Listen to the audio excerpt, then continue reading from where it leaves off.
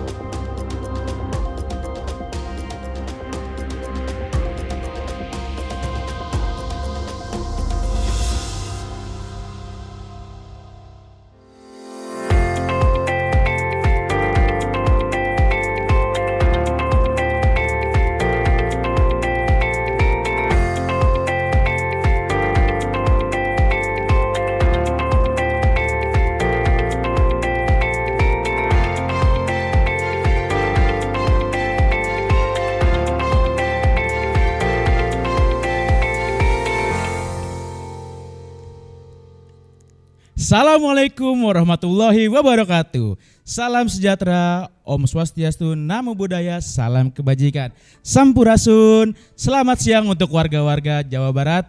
Hari ini kita akan memulai webinar ngobrol bareng legislator edisi Senin 15 Agustus 2022 dengan tema Memajukan Pariwisata melalui Media Digital. Bersama saya MC Fauzi Nur Rahman yang akan membuka dan menutup acara hari ini. Sebelumnya saya akan menyambut untuk para narasumber yang luar biasa di hari ini. Yang pertama ada anggota Komisi 1 DPR RI, Dapil Jawa Barat 9, fraksi PDI Perjuangan, yang terhormat Bapak Dr. Hasanuddin, Sarjana Ekonomi, Magister Manajemen. Yang kedua ada Dirjen Aplikasi Informatika Kominfo, yang terhormat Bapak Samuel Abrijani Pangarapan, Bachelor of Science, Magister Manajemen. Yang ketiga ada akademisi Universitas Bakri yang terhormat Dr. Aditya Batara Gunawan. Dan yang sudah hadir di studio ada pula Kakak Yansen Indiani selaku konten kreator, ex-member JKT48 dan influencer. Terima kasih banyak untuk kepada para narasumber yang sudah datang di Bismillahirrahmanirrahim. Doa menurut keagama masing-masing, dan hari ini kita memulai semuanya dengan baik dengan berdoa. Berdoa menurut agama masing-masing, berdoa mulai.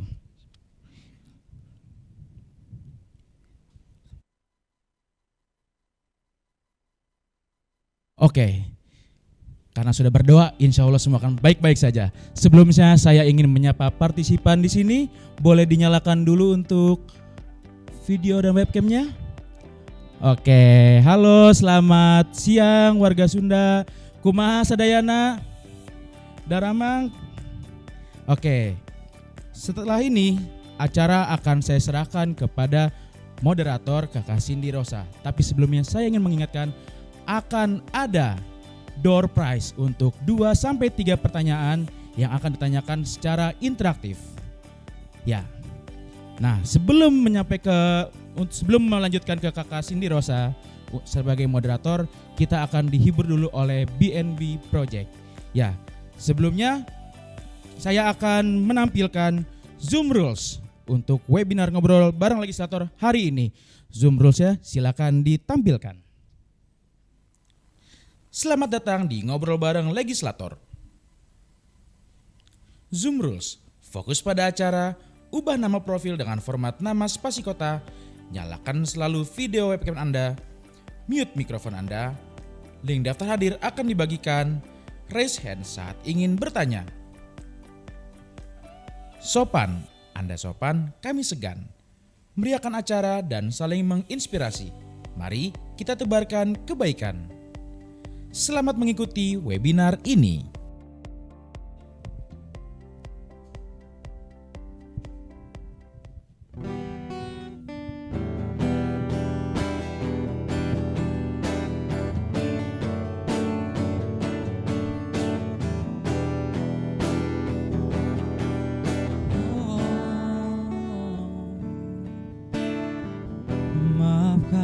kali ini aku harus jujur. Kau harus tahu siapa aku sebenarnya. Terpikir dalam benakku tentang cinta terlarang. Selama ini ku pendam. Jangan salahkan keadaan ini sayang. Semua adalah keterbatasanmu saja. Tak mampu menjadi yang kau mau. Aku mencoba dan aku tak mampu. Tak bisa lagi mencintaimu dengan sisi lainku. Aku tak sanggup jadi biasa. Aku tak sanggup.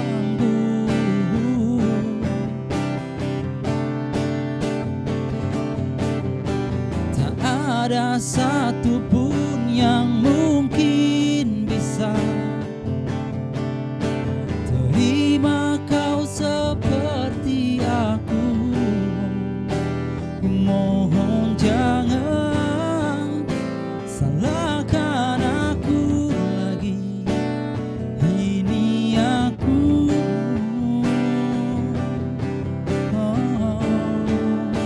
yang sebenarnya.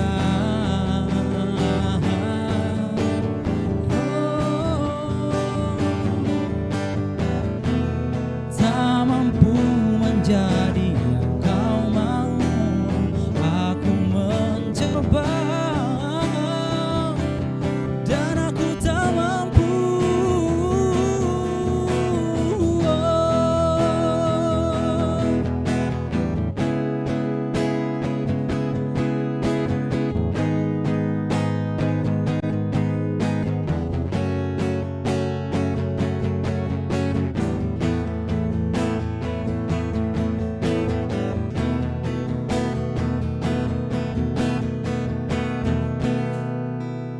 Yuk boleh bareng-bareng yuk. Tak bisa lagi mencintaimu dengan sisi lainku. Aku tak sanggup jadi biasa. Aku tak sanggup.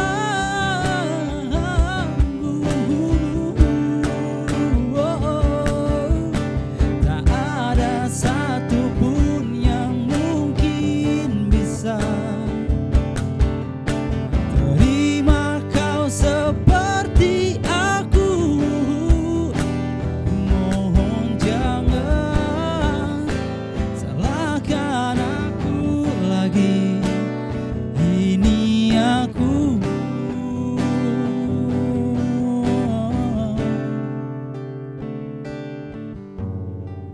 Maafkan kali ini aku harus jujur.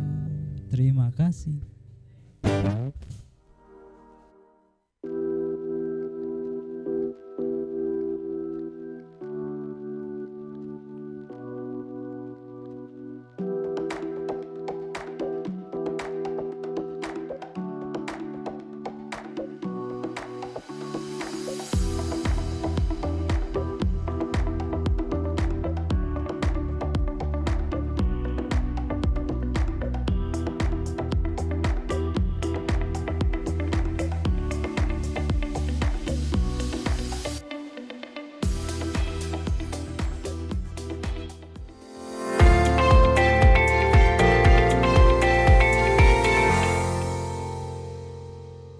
Baik, terima kasih kepada MC dan band yang telah membuka acara dengan penuh semangat.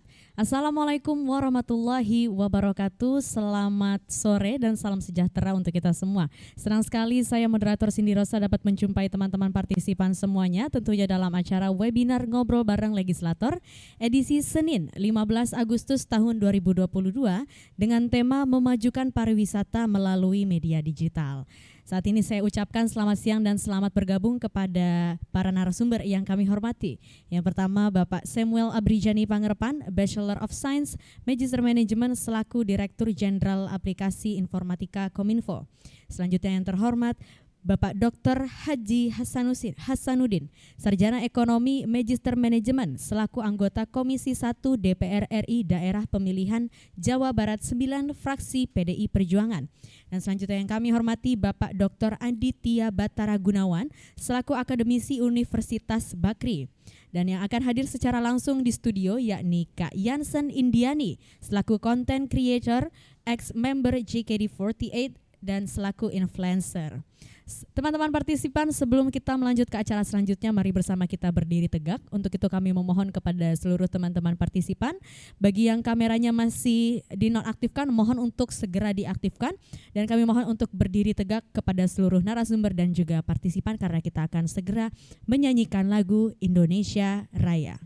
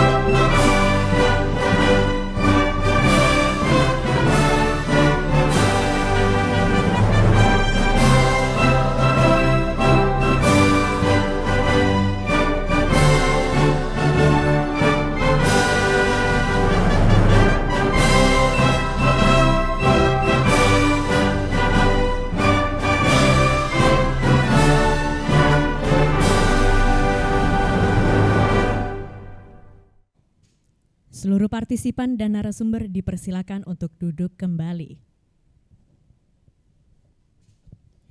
Baik teman-teman partisipan, selanjutnya mari bersama kita dengarkan sambutan yang akan disampaikan oleh yang terhormat, yakni Bapak Samuel Abrijani Pangerepan selaku Direktur Jenderal Aplikasi Informatika Kominfo. Kepadanya kami persilakan. Assalamualaikum warahmatullahi wabarakatuh. Salam sejahtera, Om Swastiastu, Namo Buddhaya, salam kebajikan, salam sehat bagi kita semua. Bapak Ibu tamu undangan dan para narasumber yang saya hormati, juga rekan-rekan peserta kegiatan program literasi digital nasional dengan hashtag Indonesia Makin Cakap Digital. Merupakan suatu kebanggaan bagi saya pribadi untuk turut hadir dan membuka kegiatan kelas literasi digital khususnya bagi rekan-rekan komunitas, media, serta para pemangku kepentingan panjemuk lainnya di seluruh wilayah Indonesia termasuk wilayah 3T. Melalui kegiatan kali ini, izinkan saya untuk menyampaikan sepatah dua patah kata yang saya harap dapat menjadi bara semangat untuk Bapak Ibu sekalian dalam bergandengan tangan mewujudkan Indonesia Makin Cakap Digital. Bapak Ibu hadirin yang terhormat, pesatnya perkembangan teknologi yang semakin terpacu dengan adanya pandemi COVID-19 telah mendorong kita untuk berinteraksi dan melakukan berbagai kegiatan aktivitas di ruang digital. Kehadiran teknologi digital sebagai bagian dari kehidupan bermasyarakat inilah yang kian mempertegas bahwa kita sedang berada di era percepatan transformasi digital. Pada awal tahun 2022 ini, Hotsuite dan VR Social melaporkan bahwa jumlah pengguna internet di Indonesia telah mencapai 204,7 juta orang atau meningkat 2,1 juta dari tahun sebelumnya. Saya yakin angka ini akan terus meningkat dari tahun ke tahunnya. Namun, masifnya penggunaan internet di Indonesia harus kita akui membawa serta berbagai risiko, seperti penipuan online, hoax, cyberbullying, dan konten-konten negatif lainnya. Oleh karena itu, peningkatan penggunaan teknologi ini perlu diimbangi dengan kapasitas literasi digital yang mumpuni agar masyarakat dapat memanfaatkan teknologi digital dengan produktif, bijak, dan tepat guna. Survei nasional literasi digital yang kami lakukan tahun lalu menemukan bahwa saat ini indeks literasi digital masyarakat Indonesia masih berada pada angka 3,49 dari skala 5, yang artinya masih di kategori sedang, belum mencapai kategori baik. Angka ini perlu terus kita tingkatkan dan menjadi tugas kita bersama untuk membekali masyarakat kita dengan kemampuan literasi digital agar selalu siap dalam mengawal percepatan transformasi digital nasional. Bapak Ibu yang saya hormati, Kementerian Kominfo mengembang mandat dari Presiden Joko Widodo sebagai garda terdepan dalam memimpin upaya percepatan transformasi digital bangsa Indonesia. Dalam mencapai visi dan misi tersebut, Kementerian Kominfo memiliki peran sebagai regulator, fasilitator, dan akselerator di bidang digital di Indonesia. Dalam rangka menjalankan salah satu mandat tersebut terkait pengembangan SDM digital, Kementerian Kominfo bersama Gerakan Nasional Literasi Digital, Saberkreasi, serta mitra dan jejaringnya hadir untuk memberikan pelatihan literasi digital yang menjadi kemampuan digital tingkat dasar bagi seluruh lapisan masyarakat Indonesia. Berbagai pelatihan literasi digital yang kami berikan berbasis 4 pilar utama, yaitu kecakapan digital, budaya digital, etika digital, dan amanah digital. Hingga tahun 2021 lalu, program literasi digital ini telah berhasil menjangkau lebih dari 12 juta masyarakat di 515 kabupaten kota pada 34 provinsi di seluruh Indonesia. Bapak, Ibu, dan hadirin yang saya hormati, peningkatan literasi digital masyarakat adalah pekerjaan besar. Oleh karena itu, kami tidak dapat bekerja sendiri. Diperlukan kolaborasi yang baik agar tidak ada masyarakat yang tertinggal dalam proses percepatan transformasi digital ini. Prinsipnya adalah nobody left behind. Untuk itu, apresiasi saya ucapkan kepada semua pihak yang telah bekerja sama dalam menyelenggarakan kelas literasi digital pada hari ini. Saya berharap kegiatan ini dapat mendorong terciptanya talenta-talenta digital baru di Indonesia yang lebih berkualitas dan siap dalam membantu mewujudkan Indonesia Digital Nation. Demikian sambutan yang dapat saya sampaikan. Selamat mengikuti kegiatan, tetap semangat, dan semoga Tuhan Yang Maha Esa menyertai langkah kita bersama dalam memajukan Indonesia. Indonesia terkoneksi, semakin digital, semakin maju. Salam literasi digital. Wassalamualaikum warahmatullahi wabarakatuh. Om Santi Satu Satu.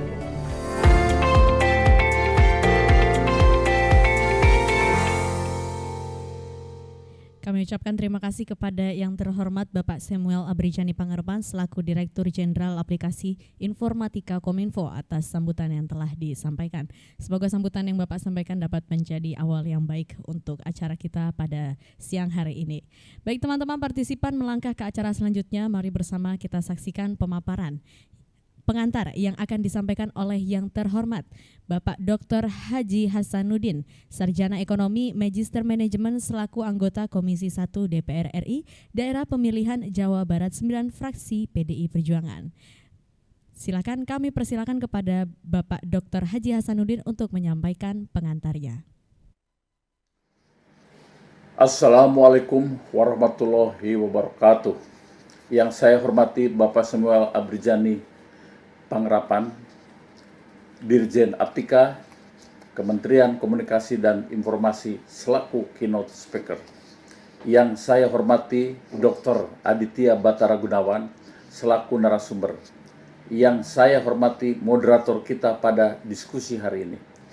Dan yang saya banggakan para peserta dan tamu undangan yang telah hadir dalam kegiatan webinar pada hari ini.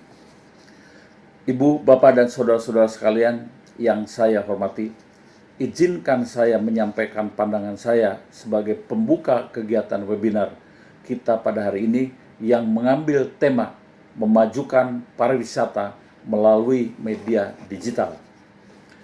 Ibu, Bapak, dan saudara sekalian yang saya hormati, saat ini kita sebagai sebuah bangsa sedang mengalami transformasi besar-besaran yang disebut dengan transformasi digital.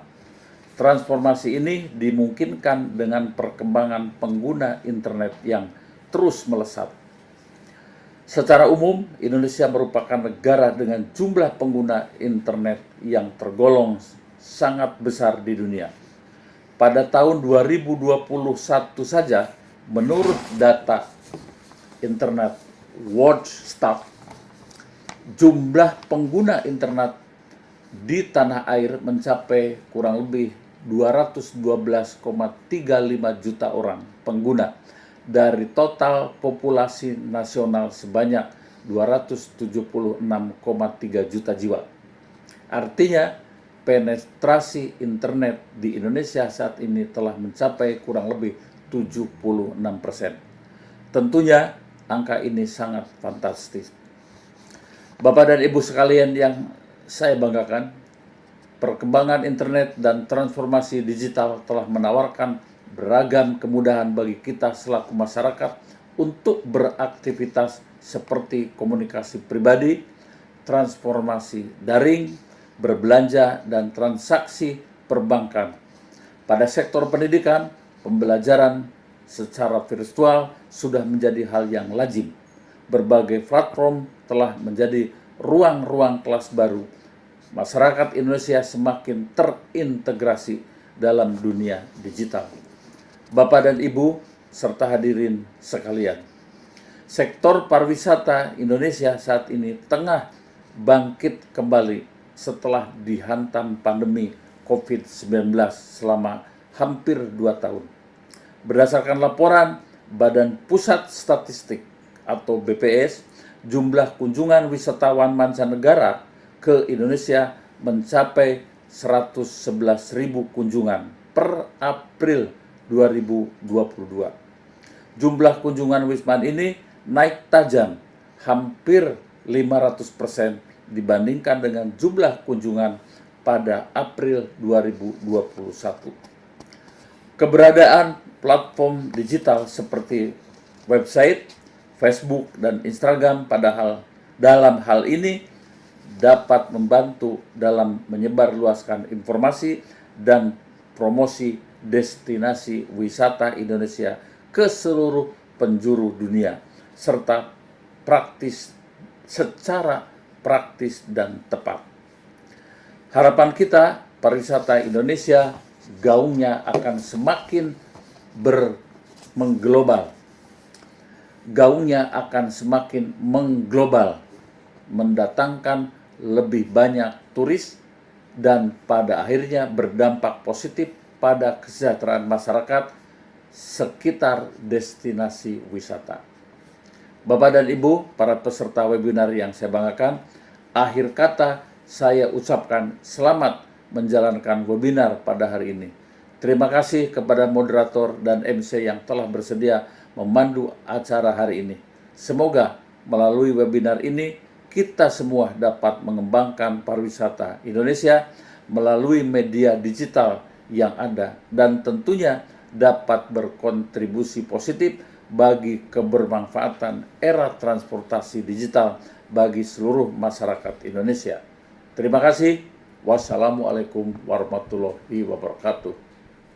Waalaikumsalam warahmatullahi wabarakatuh. Terima kasih kami ucapkan kepada yang terhormat Bapak Dr. Haji Hasanuddin, Sarjana Ekonomi Magister Manajemen selaku anggota Komisi 1 DPR RI, Daerah Pemilihan Jawa Barat 9, Fraksi PDI Perjuangan atas pengantar yang telah disampaikan.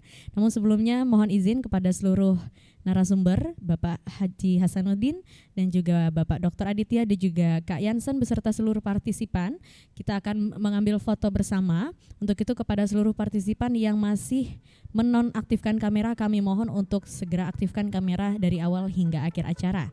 Kita akan foto bersama. Ini dia take yang pertama. 1, 2, 3.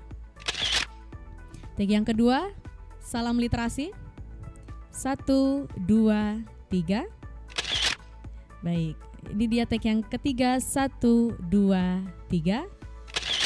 Baik, ini dia take yang terakhir. Kita semangat ya, merdeka. 1, 2, 3. Baik, terima kasih untuk seluruh teman-teman partisipan dan juga narasumber. Dan selanjutnya teman-teman, kita akan segera mendengarkan pemaparan yang akan disampaikan oleh Bapak Dr. Aditya Batara Gunawan, namun setelah yang berikut ini.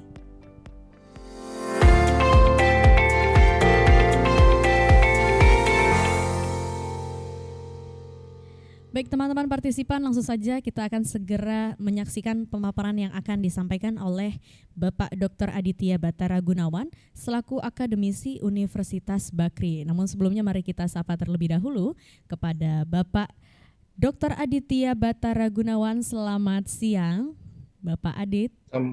Ya, selamat siang Mbak Cindy, kemudian Yansen, apa kabar? Alhamdulillah baik, kami dari sini sangat semangat begitu ya dalam acara webinar ngobrol bareng legislator ini. Bagaimana Bapak Adit sendiri kabarnya? Alhamdulillah sehat, sudah siap kita untuk berdiskusi pada siang hari ini. Baik, luar biasa. Untuk itu langsung saja kami persilahkan kepada Bapak Dr. Aditya Batara Gunawan selama kurang lebih 20 menit untuk menyampaikan pemaparannya.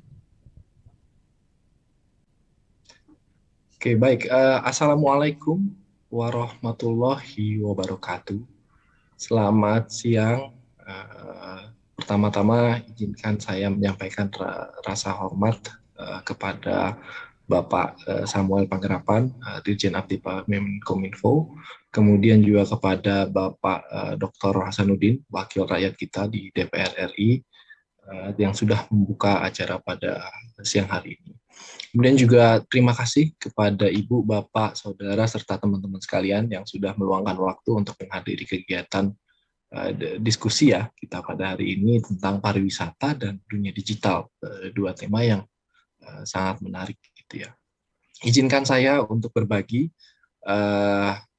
beberapa hal poin gitu ya, sambil kita sama-sama belajar tentang kenapa sih sebenarnya pariwisata itu harus juga mengalami proses digitalisasi dan sebenarnya benefitnya apa, serta juga peluang apa sih yang ada bagi kita semua untuk mendorong perkembangan atau pertumbuhan sektor industri pariwisata di Indonesia. Nah, Ibu, Bapak, Saudara, dan teman-teman sekalian, saya akan berbicara terlebih dahulu tentang digitalisasi. Next. Jadi, kalau kita berbicara tentang digitalisasi, tadi sudah disampaikan oleh Pak Samuel, kemudian juga oleh Pak Hasanuddin, bahwa memang kita sebagai sebuah bangsa itu punya potensi yang sangat besar, gitu ya, terkait dengan transformasi digital. Jadi kita mengalami, kalau Pak Samuel tadi bahasanya, kita mengalami percepatan transformasi digital. Nah, tentunya di sini kita harus mencoba memahami dahulu ya, apa itu transformasi digital, sebelum kemudian kita bisa melihat dari sudut pandang pariwisata, kira-kira transformasi digital itu seperti apa. Baik, saya mulai dengan slide pertama, next. Nah, transformasi digital itu apa sih? Kalau kita lihat itu adalah satu proses. Proses yang kemudian sederhananya adalah memudahkan kita untuk melakukan hal-hal sehari-hari. Dan untuk mempermudah hal ini, itu melibatkan kombinasi antara teknologi, komunikasi, komputer, kemudian juga peredaran informasi yang sangat cepat. Jadi kalau kita lihat kenapa disebutnya dengan transformasi, proses kita mendapatkan informasi itu bergerak secara perlahan, Dari awalnya kalau dulu mau tahu kabar saudara, kemudian atau menginformasikan orang gitu ya, itu masih pakai surat ya Ibu dan Bapak ya. Kalau zaman-zaman dulu sekali gitu saya ingat, mungkin zaman SD dulu masih ada pelajaran bahasa Indonesia, kita membuat sahabat pena gitu ya. Kayaknya sekarang masih ada kali ya. Ngirim surat gitu ya. Kemudian kalau mau cepat zaman dulu ada telegram. Dan muncul lagi ada telepon rumah gitu ya, yang membantu kita untuk melakukan komunikasi sehari-hari. Lalu juga radio sampai sekarang bertahan gitu ya untuk kita mendapatkan informasi dari dunia luar gitu ya. Kemudian dari suara mulai muncul TV gitu ya.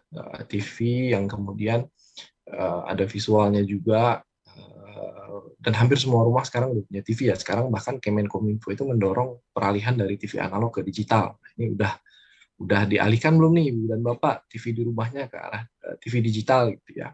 Ini program pemerintah juga. Lalu yang paling revolusioner adalah penemuan komputer. Ya, komputer dan terakhir smartphone. Jadi kalau awal kita kirim surat itu sifatnya personal gitu ya, maka dengan munculnya handphone, dengan munculnya komputer, handphone khususnya, gawai, bahasa Indonesianya, itu kita tidak lagi hanya bertukar informasi dengan orang yang kita kenal, tapi dengan orang yang mungkin kita tidak kenal, gitu ya, masyarakat luas, gitu ya, lewat yang namanya media sosial. Nah, dari tadinya hanya bertukar surat, sekarang informasi teknologi itu berkembang pesat. Kita bisa melakukan apapun melalui handphone. Transfer uang bisa selesai dalam waktu hitungan menit. Kemudian menghubungi orang, atau bahkan ya seperti yang kita lakukan siang hari ini, kita bikin satu acara webinar gitu ya, dengan peserta yang mendekati di atas 150 gitu ya, 170 nih kalau saya lihat di layar saya. Itu sebuah proses yang luar biasa cepatnya gitu ya. Dan mungkin tidak terbayangkan sebelumnya. Nah, kenapa transformasi digital ini bisa berkembang dengan pesat? Next. Jawabnya adalah internet. Gitu ya. Orang boleh punya komputer, boleh punya TV, boleh punya komputer, boleh punya handphone, tapi kalau nggak ada internet percuma. Nah, inilah bagaimana internet itu berkembang sangat pesat. Di dunia, jadi jumlah populasi dunia itu sekarang tuh kurang lebih 8 miliar ya. Nah, yang menggunakan internet itu ada sekitar 4,9 miliar, Ibu dan Bapak sekalian. Jadi bukan hampir ya, bisa dibilang 60% dari populasi orang di seluruh dunia ini menggunakan internet atau mengakses internet. Next, bagaimana dengan Indonesia? Ya, pertanyaan yang muncul. Indonesia, tadi Pak Dirjen sudah menjelaskan, Indonesia sekarang per tahun 2022 itu ada sekitar 204 juta penduduk, dan 73% ya dari populasi kita itu menggunakan internet. Pertambahannya 2,1 juta hanya dalam waktu 1 tahun. Bayangkan Ibu Bapak, cepat sekali ya pertumbuhan pengguna internet di Indonesia. Dan sebagian besar penggunaan itu melalui handphone. Kalau kita lihat 94,1%, sebagian besar dari kita mengakses internet dengan handphone.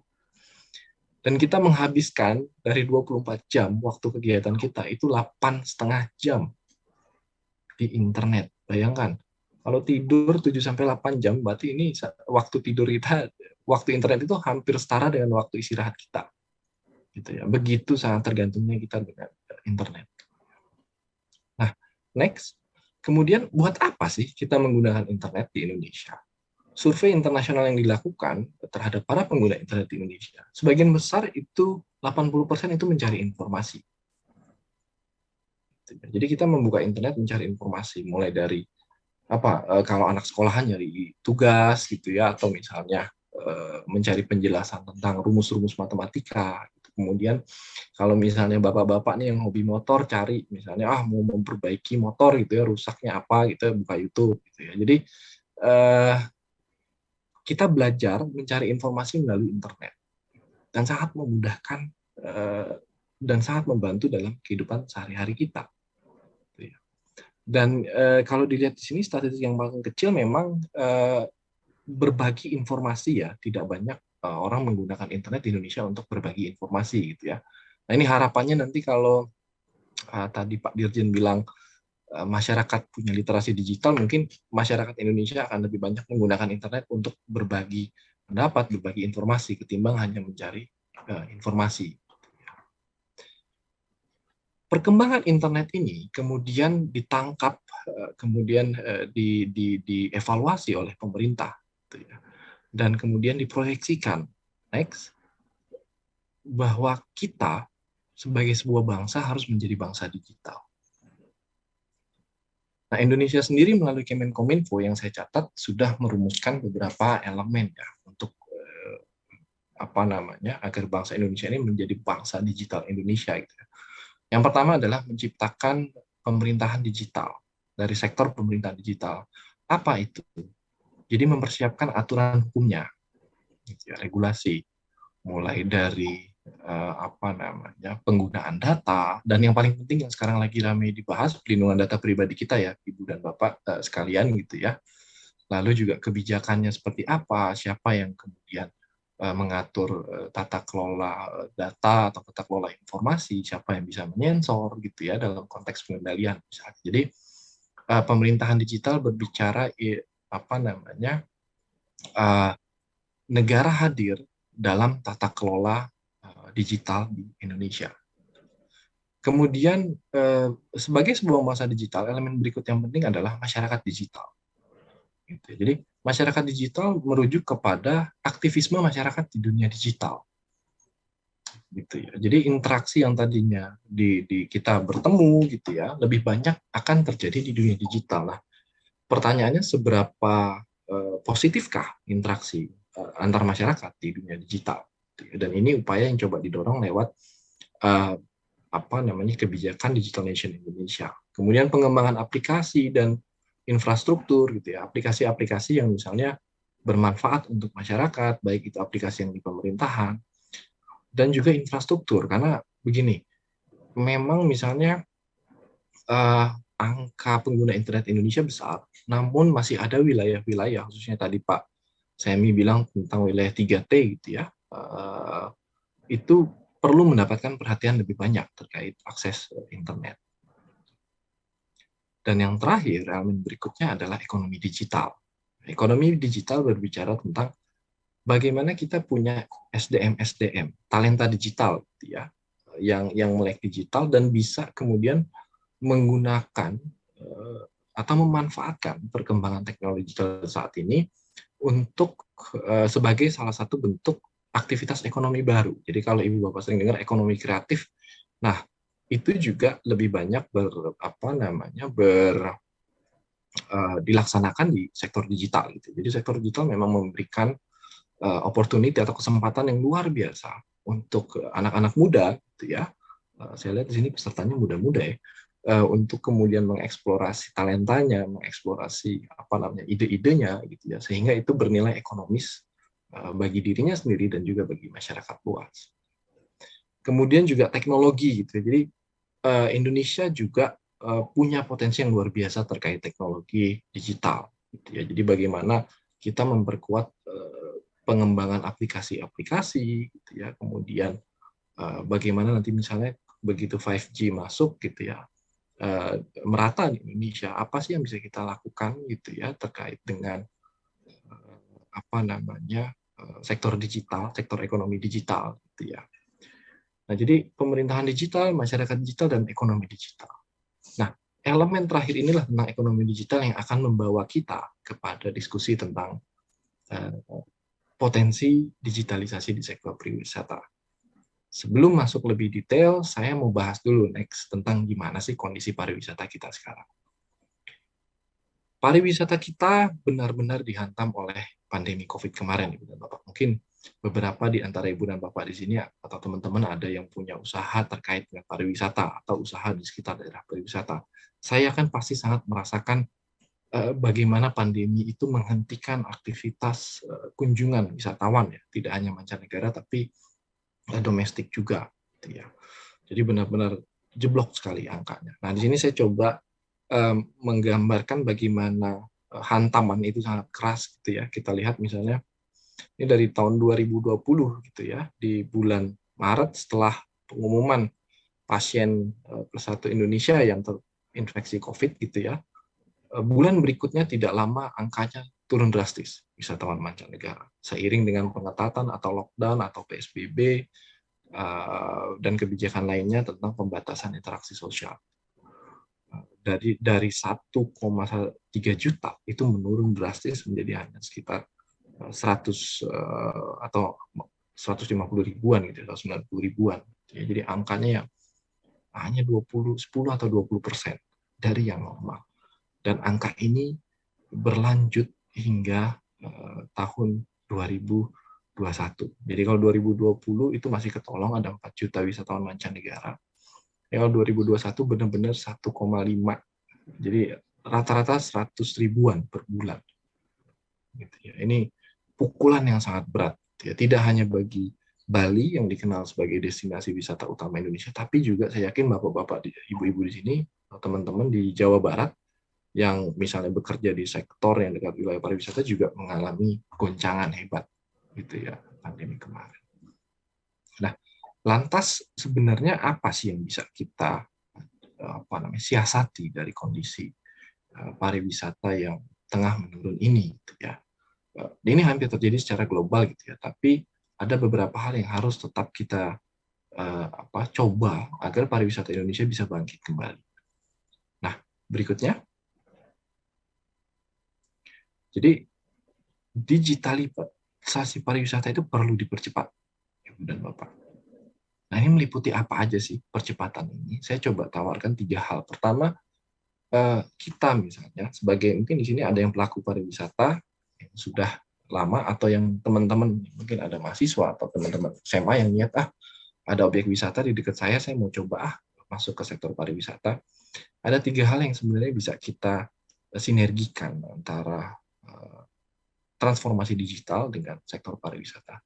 Yang pertama adalah bagaimana kita harus memahami aspek digital dari pariwisata itu sendiri. Kemudian yang kedua, bagaimana kita menciptakan satu branding gitu, merek ya. Kalau branding itu merek tempat wisata kita yang membedakannya dari yang lain. Dan terakhir, bagaimana memperkuat kolaborasi. Nah, kita mulai terlebih dahulu dengan aspek digital pariwisata. Next. Jadi kalau wisatawan mau dia mancanegara atau domestik, pasti ada 3 hal yang dilakukan ketika melakukan pariwisata atau berwisata gitu ya. Yang pertama merencanakan, yang kedua adalah ketika dalam perjalanan wisata, dan yang terakhir setelah perjalanan. Jadi kalau dalam konteks perencanaan gitu ya, aspek digital itu sudah dimulai. Ibu Bapak mungkin kemarin pas libur sekolah gitu yang punya anak gitu ya, atau teman-teman yang kuliah gitu, atau teman-teman pelajar pas libur sekolah mungkin udah mikir liburan kemana ya gitu ya.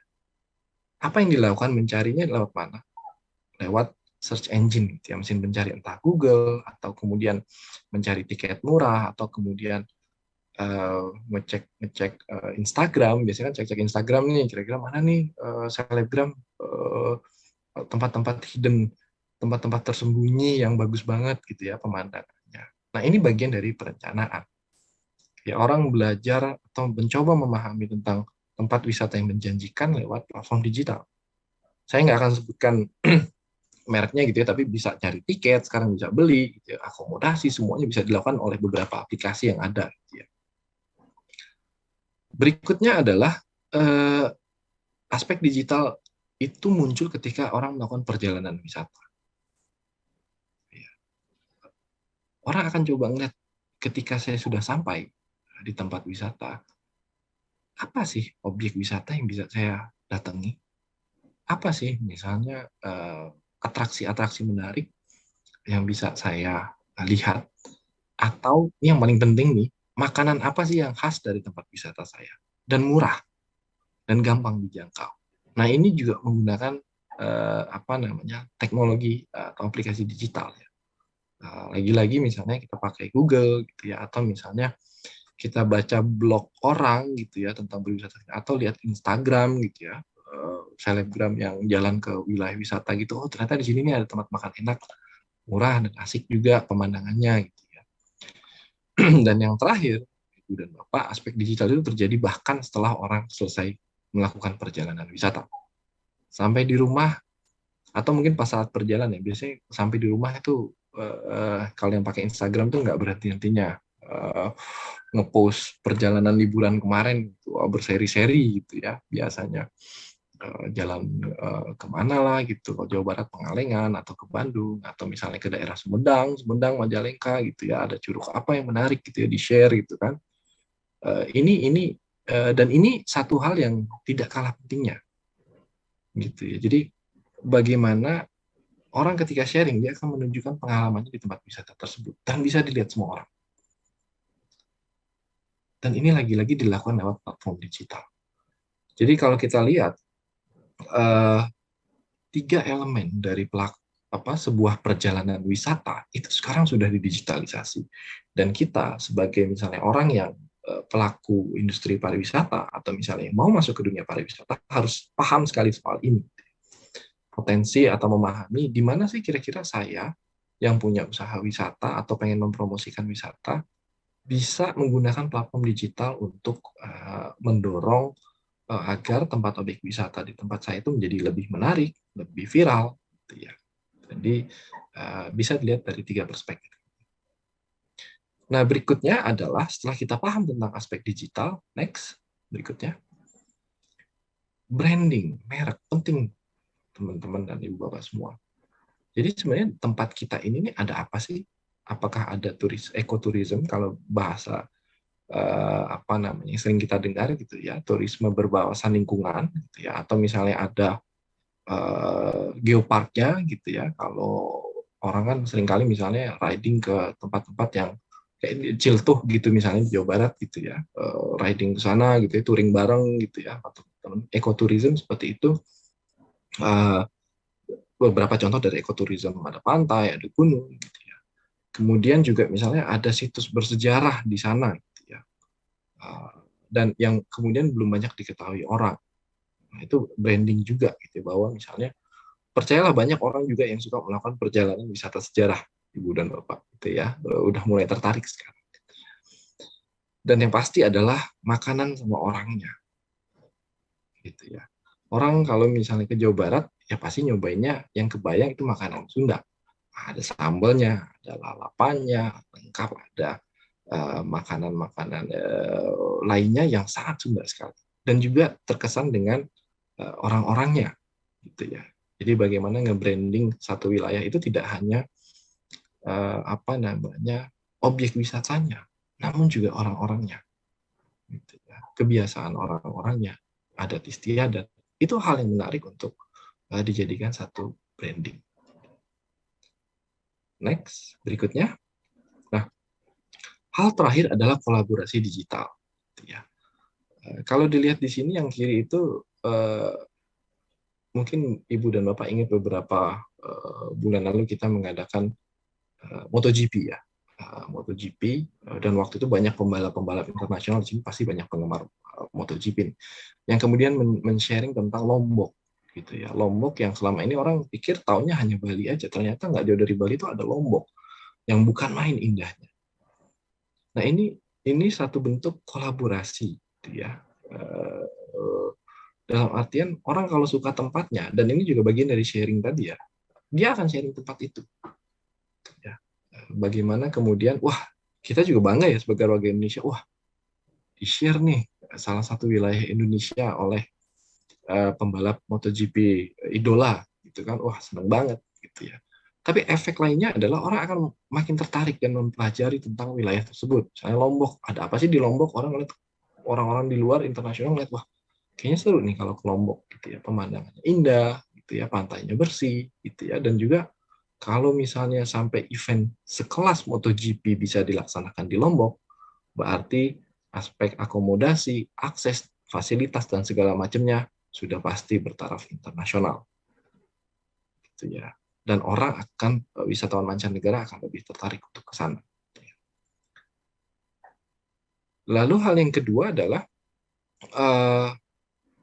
tidak hanya misalnya kita berkolaborasi dalam artian menunggu pasif saja ya, ada selebgram atau apa datang, tapi juga teman-teman nggak harus selebgram sih, misalnya teman-teman yang tinggal di sekitar situ, pelajar atau mahasiswa atau apa, bisa mencoba membuat misalnya akun Instagram tentang daerah wisatanya. apa yang ditawarkan, gitu ya. Itu istilahnya kita viralkan wilayah kita, ya, punya keindahan yang luar biasa, ya, punya branding yang berbeda, gitu ya, punya akses yang gampang, menawarkan akomodasi dan fasilitas yang membuat orang berwisata itu nyaman. Ya, nah, ini beberapa contoh dari kolaborasi digital, dan ini penting dan sangat potensial. Kenapa? Karena dari 200 jutaan pengguna internet di Indonesia, 190-an itu tadi itu pengguna media sosial. Bayangkan, 191 juta pengguna media sosial di Indonesia. Besar sekali, dan Bapak. Dan itu adalah satu kekuatan yang luar biasa jika misalnya kita ingin mempromosikan sektor pariwisata kita.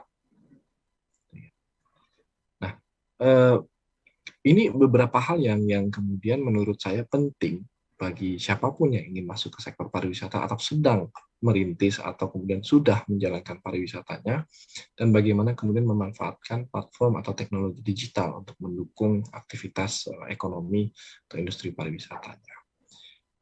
Nah, saya mencoba menyoroti terakhir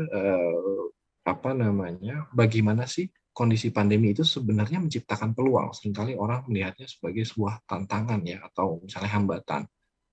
Berikutnya.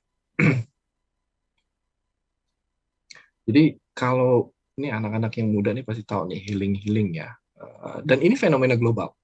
Jadi dan kita semua pasti merasakan gitu ya, Ibu dan Bapak, setelah misalnya 2 tahun pandemi gitu ya, di rumah nggak bisa ketemu saudara, kemudian kemarin Lebaran sempat kita nggak bisa silaturahmi gitu ya, hari-hari raya juga nggak bisa kemana-mana di rumah gitu ya, rasa khawatir, was-was, itu menciptakan masalah kesehatan mental bagi banyak orang. Tidak hanya di Indonesia tapi di seluruh dunia. Cemas gitu ya. Tahun 2020 gitu, atau 2020 ya yang paling parah ketika misalnya ada wabah Delta, saya kalau nggak salah ya, itu banyak sekali orang yang meninggal dunia. Itu kan membuat situasi menjadi tidak kondusif bagi mental kita. Gitu ya, ketakutan, kekhawatiran gitu ya. Nah, setelah kemudian pandemi sudah mulai surut saat ini, gitu ya, orang sudah mulai mendapatkan vaksinasi, booster, gitu ya, segala macam. Jangan lupa vaksin dan booster ya, Bapak. Kita mulai mencari hal-hal untuk kemudian menghilangkan kecemasan, masalah mental kita. Orang mencari tempat liburan itu tempat yang dimana, ya kalau dalam tanda kutip, balas dendam lah ya, setelah 2 tahun nggak kemana-mana, gitu ya, kemudian sekarang punya peluang, tentunya dengan protokol kesehatan, untuk kemudian berwisata. Orang mulai nyari tempat yang enak gitu ya, entah misalnya camping gitu ya, atau misalnya ke desa wisata gitu ya. Hal-hal seperti itu yang dicari orang. Gitu ya, bagaimana kemudian berwisata itu sebagai bagian dari menyehatkan mental kita setelah 2 tahun pandemi. Dan menurut saya ini potensi yang sangat besar. Indonesia punya potensi wisata ekoturisme alam gitu ya, pemandangan, atau mungkin desa wisata yang sekarang menjamur sekali di Indonesia, yang akhirnya bisa menjadi sebuah peluang usaha atau peluang usaha di sektor pariwisata pasca pandemi. Menawarkan misalnya kalau ada revolusi mental, saya nyebutnya mungkin restorasi mental pasca pandemi gitu ya. Bagaimana yang tadinya mental kita tertekan selama pandemi itu bisa sedikit diobati, atau misalnya bisa disembuhkan dengan berwisata. Dan ini yang dicari banyak orang. Trennya seperti ini di 2022 secara global. Baiklah, Ibu dan Bapak serta teman-teman sekalian, saya kira itu beberapa poin yang ingin saya sampaikan. Terima kasih atas perhatiannya. Nanti kita diskusikan bareng jika ada pertanyaan. Saya kembalikan kepada Mbak Cindy selaku moderator. Terima kasih. Assalamualaikum warahmatullahi wabarakatuh. Waalaikumsalam warahmatullahi wabarakatuh. Terima kasih kepada Bapak Dr. Aditya Batara Gunawan selaku akademisi Universitas Bakri. Menarik sekali ya Pak, potensi healing tourism wisata restorasi mental pasca pandemi. Karena memang sebetulnya saya pun sebagai salah satu orang yang healing juga nih Pak pasca pandemi. Beberapa waktu lalu sempat pergi keluar kota ke Jogja Solo refreshing sebentar. Karena memang itu juga cukup penting ya untuk mental kita menjadi, mungkin tidak menjadi satu-satunya yang penting, tetapi itu bisa menjadi salah satu opsi untuk refresh kesehatan mental kita gitu ya, tentunya dengan berpariwisata. Dan mudah-mudahan dengan adanya potensi healing tourism ini juga dapat memajukan pariwisata di Indonesia ya. Tentunya juga kita bisa memanfaatkan digitalnya juga untuk memajukan pariwisata di Indonesia. Terima kasih Bapak Adit. Dan selanjutnya teman-teman partisipan, sebelum melangkah ke acara selanjutnya, izinkan saya untuk menyampaikan beberapa informasi, kembali mengingatkan bahwasannya nanti saat sesi tanya jawab akan ada door prize yang dimana hadiahnya merupakan voucher e-wallet untuk 2 hingga 3 orang penanya. Untuk itu siapkan pertanyaan terbaik teman-teman partisipan semuanya, dan pada saat sesi tanya jawab nanti teman-teman bisa menggunakan fitur raise hand dan on cam untuk menyampaikan pertanyaan. Dan sebelum melangkah ke acara selanjutnya, saksikan yang berikut ini.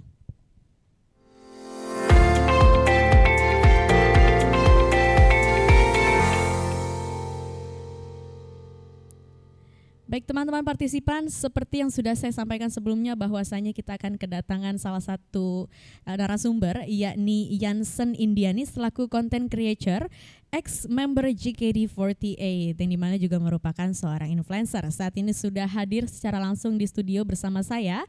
Selamat siang Kak Jansen. Kak. Bagaimana kabarnya? Baik, Kakak gimana kabarnya? Alhamdulillah baik. Jansen, sebelumnya kita sudah sempat berteman juga di Instagram ya? Iya betul. Mungkin teman-teman bisa follow juga untuk Instagramnya Kak Jansen, boleh disebutkan? Iya boleh, silakan di follow Instagramnya @cesenie, CESENIE. Oke. Kak Jansen, kemarin saya sempat lihat postingan Kak Jansen nih lagi jalan-jalan gitu teman-teman. Lagi jalan-jalan di laut ya. Iya betul. Nah itu boleh diceritakan jalan-jalan kemana kemarin? Boleh banget Kak. Jadi aku mungkin minggu lalu ya aku baru pulang dari Labuan Bajo. Itu kebetulan kerjaan aku sekarang yang lagi aku jalanin itu namanya Melaut. Kalau kalian mampir ke Instagram aku, di situ ada Instagramnya Melaut. Itu Melaut itu adalah di bawah naungan Kementerian Perhubungan. Gunanya kita untuk mempromosikan atau memberitahu kepada masyarakat mengenai transportasi laut dan mempromosikan pariwisata yang ada di Indonesia. Wow, luar biasa. Jadi yang postingan yang kemarin saya saksikan di Instagram itu teman-teman, itu merupakan salah satu bentuk dari Kak Jansen ya, bentuk upaya dari Kak Jansen untuk memajukan pariwisata Indonesia lewat digital, yaitu dengan memposting beberapa video dan juga turut serta dalam melaut begitu ya. Betul Kak. Luar biasa. Teman-teman pastinya sudah tidak sabar untuk mendengarkan pemaparan yang akan disampaikan oleh Kak Jansen. Untuk itu langsung saja kami persilakan kepada Kak Jansen Indiani untuk menyampaikan pemaparannya. Silakan. Baik, terima kasih Kak. Oke.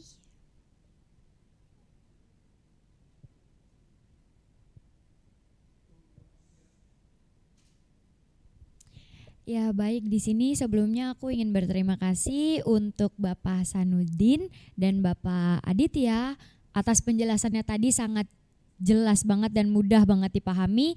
Di sini aku lebih ke sharing-sharing aja kali ya mengenai aku sebagai content creator sendiri mempromosikan pariwisata yang udah pernah aku jalani sebelumnya. Oke, boleh next. Nah ini dia tadi yang udah kita omongin ya Kak. Ini yang aku di Labuan Bajo kemarin dan ini kebetulan sama anggota dari Melaut itu sendiri. Kayaknya kalau ngomongin tentang pariwisata yang ada di Indonesia, mungkin aku akan menghabiskan waktu yang panjang ya. Karena benar-benar takjub dengan semua destinasi pariwisata yang ada di Indonesia. Dan menurutku nggak kalah dari destinasi wisata di luar negeri itu sendiri. Karena menurut aku mungkin banyak masyarakat Indonesia yang masih belum tahu keindahan dari pariwisata yang ada di Indonesia itu sendiri. Kemarin pas aku ke Labuan Bajo, aku benar-benar yang kayak, aku nggak nyangka ternyata ini ada di Indonesia. Kayak ini bagus banget, dan kan aku sempat pernah dengar ya Kak, kayak tahun berapa gitu di Labuan Bajo katanya banyak sampahnya kayak gitulah. Terus kemarin pas aku buktikan, aku datang sendiri, nggak ada sampah sedikit pun. Kayak tisu pun aku nggak menemukan, benar-benar bersih dari awal. Ini kan aku lagi foto di atas Pulau Padar. Pas kita naik dari bawah sampai ke atas Pulau Padar itu sendiri, itu benar-benar aku nggak menemukan sampah bekas botol atau bekas tisu, itu tuh nggak ada sama sekali. Oke, next. Nah, ini ada beberapa destinasi wisata. Yang foto pertama itu di Pulau Edam, itu ada di Kepulauan Seribu. Di sebelah kanannya yang foto rame-rame itu dia ada di Dunia Fantasi Ancol di Jakarta Utara.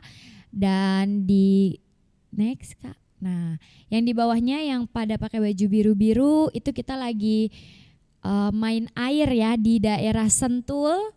Dan yang terakhir ini di Labuan Bajo. Menurut aku saat ini media sosial telah menjadi hal yang penting bagi kebutuhan sehari-hari. Orang memiliki banyak sekali cara berkomunikasi melalui media sosial. Mereka dapat mencari, berinteraksi, dan memberikan informasi dengan orang lain dengan mudah. Hal ini berdampak pada naiknya peluang pariwisata digital secara drastis. Oke, next Kak. Nah, boleh diperbesar. Nah, di sini aku mau kasih tahu ke kalian tips memaksimalkan sosial media kita sebagai promosikan pariwisata. Pertama, kita harus rutin membuat konten. Caranya itu gunakan tren terkini untuk memperkaya konten pada sosial media sebuah tempat wisata. Terus dengan rutinnya kita membuat konten, yang dihasilkan dapat membuat konsumen semakin penasaran. Buat konten yang berhubungan dengan tempat pariwisata. Misalnya kita bisa membahas satu persatu spot yang ada di tempat pariwisata itu sendiri. Misalnya kayak kemarin aku ke Labuan Bajo, aku mampir ke Padar, terus aku juga mampir ke Pink Beach, dan aku juga mampir ke Pulau Komodo itu sendiri. Dan di setiap tempat wisata yang aku datengin itu menemukan spot-spot yang bisa kita buat konten agar menarik pariwisata untuk datang. Oke, yang kedua, bisa menggunakan influencer sendiri. Seperti yang aku jelasin tadi, untuk menentukan menggunakan jasa influencer juga tidak boleh sembarangan. Kita perlu riset terlebih dahulu, karena menurut aku pengikut influencer itu dan jumlah followers serta cara komunikasi si influencer itu sendiri itu sangat berguna untuk kita mempromosikan pariwisata yang ada di Indonesia. Yang ketiga, sering melakukan interaksi dengan pengikut. Ada berbagai cara yang bisa dilakukan untuk melakukan interaksi kepada pengikut di sosial media. Salah satunya bisa dengan membuat konten yang berisi permainan semacam kuis atau pertanyaan yang seru dan menarik. Yang keempat, mengumpulkan testimoni pelanggan. Ini merupakan hal yang penting dalam memasarkan tempat wisata atau produk ataupun jasa. Karena dengan berbagai cerita mengenai kunjungan wisata oleh pengunjung lain dan diupload ulang dengan menambahkan beberapa kata agar konten ini lebih menarik dan diperhatikan. Yang kelima, memanfaatkan fitur iklan di sosial media. Jika kalian menggunakan Instagram sebagai wadah untuk mempromosikan tempat wisata di sosial media, maka bisa memanfaatkan fitur Instagram Ads. Fitur ini bisa membantu kalian untuk menjangkau lebih luas lagi target pasar yang ingin kalian tuju. Karena semakin luas jangkauannya, maka peluang untuk naiknya pengunjung juga menjadi lebih besar. Oke, segitu aja sharing-sharing dari aku, Kak. Baik, terima kasih Hansen. Sama-sama. Tadi boleh ditampilkan lagi ya slide-nya ya. Tadi ada satu rutin membuat konten, kemudian menggunakan influencer, kemudian boleh ditampilkan kembali untuk poin-poinnya. Ya, kemudian sering melakukan interaksi dengan pengikut, mengumpulkan testimoni pelanggan, memanfaatkan fitur iklan di sosial media. Ini 5 tips yang sangat singkat, padat, tapi betul-betul berguna, baik itu untuk para pelaku pariwisata maupun untuk kita juga. Betul, yang Kak. dimana kita juga sering berpariwisata, pergi ke suatu kota, kemudian juga menikmati perjalanan pariwisata tersebut gitu. Kita sebagai orang-orang yang sering berpariwisata pun bisa turut memajukan pariwisata melalui media digital yang kita punya. Yes, betul banget. Saya setuju banget Yansen, tadi ada menggunakan influencer yang tepat ya. Untuk mempromosikan suatu destinasi atau pariwisata tentunya memang tidak bisa sembarangan juga untuk memilih influencer. Ya betul Kak. Jadi di influencer itu ada kelas-kelasnya juga Kak. Kayak misalnya kan kita ingin mempromosikan pariwisata, berarti kita bakal memakai influencer yang biasa traveling. Nggak mungkin kan kita mau mempromosikan pariwisata tapi kita ajaknya yang kontennya tentang makan kayak gitu. Jadi atau mungkin tentang beauty gitu ya, agak Jadi kurang kan, nyambung iya, ya. nggak nyambung. Kita di Betul. pariwisata sambil make up kan gimana gitu ya Kak. Dan tentunya juga kita harus melihat juga latar belakang influencer itu sendiri. Betul. Apakah dia ada permasalahan yang kira-kira membawa konten itu negatif begitu ya. Kemudian apakah influencer ini sendiri dia mengerti tentang pariwisata begitu ya Yansen ya. Betul Kak. Punya latar belakang pengetahuan pariwisata itu juga penting ya Yansen. Seperti Yansen ini saat ini di Melaut ya. Tentunya pasti juga punya banyak latar belakang pengetahuan tentang pariwisata itu sendiri. Yansen boleh tahu berapa lama di Melaut? Aku Melaut baru gabung dari tahun lalu Kak. Karena kebetulan baru dibentuk juga dari Kementerian Perhubungan. Mungkin ini baru mau jalan setahun. Baru mau jalan setahun. Tapi baru mau jalan setahun saja sudah banyak ya upaya yang dilakukan oleh Yansen dan juga teman-teman dari Melaut untuk memajukan pariwisata digital. Luar biasa. Baik teman-teman partisipan, selanjutnya kita akan segera memasuki sesi tanya jawab. Namun setelah yang berikut ini. Ini aku rencana nih mau mancing pemuda itu. Kita kirim SMS iming-iming hadiah biar nanti dia ngirim kode OTP ke kita. Jadi kode OTP itu atau one time password itu bersifat sangat rahasia. Kalau OTP udah diberikan, akun kita bisa diretas dan bahkan data pribadi kita bisa dicuri untuk melakukan penipuan atas nama kita. Jadi ingat, jangan pernah membagikan kode OTP ke siapapun.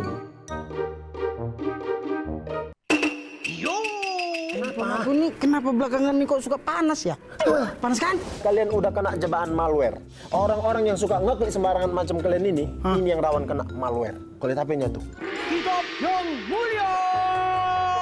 Malware itu bisa disebarkan dan masuk lewat link atau situs yang kita kunjungi, lampiran email, iklan berbahaya, bahkan pesan teks. Makanya jangan suka asal klik sembarangan. Mulai sekarang kita harus lebih aware sama malware.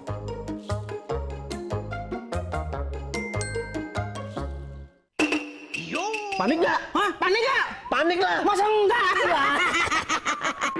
Hidup yang mulia! Dimanapun kita berada, harus menjunjung tinggi budaya Indonesia. Setiap aktivitas di ruang digital harus dilandasi dengan Pancasila dan Bhinneka Tunggal Ika. Dengan menyebarkan konten positif, mendukung toleransi keberagaman, dan menjaga kesopan santunan. Tunjukkan kalau kita bukan toxic netizen dengan menjadi berbudaya di ruang digital.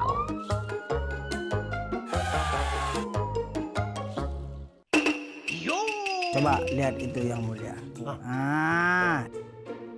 Jadi dia datang ke kafe, cari wifi gratis untuk belanja online. Harusnya kamu nggak boleh mengakses wifi publik. Bisa-bisa data-data pribadi sama saldomu diretas. Jangan sampai gara-gara pengen dapat wifi gratis malah berujung miris. Jadi tetap waspada biar nggak kebocoran data.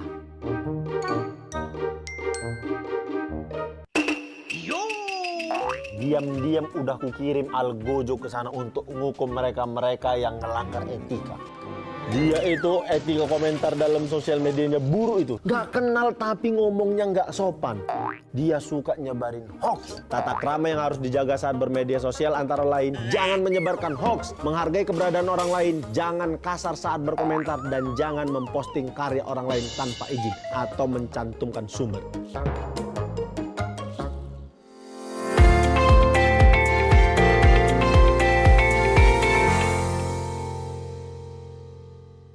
Baik, terima kasih teman-teman partisipan atas kesediaannya telah menunggu, dan saat ini sebelum kita memasuki sesi tanya jawab akan ada sedikit juga kembali kita akan ngobrol bersama Kak Jansen. Kak Jansen, tadi kita singgung sedikit tentang konten pariwisata begitu ya, sebagaimana yang sering diposting oleh Kak Jansen juga.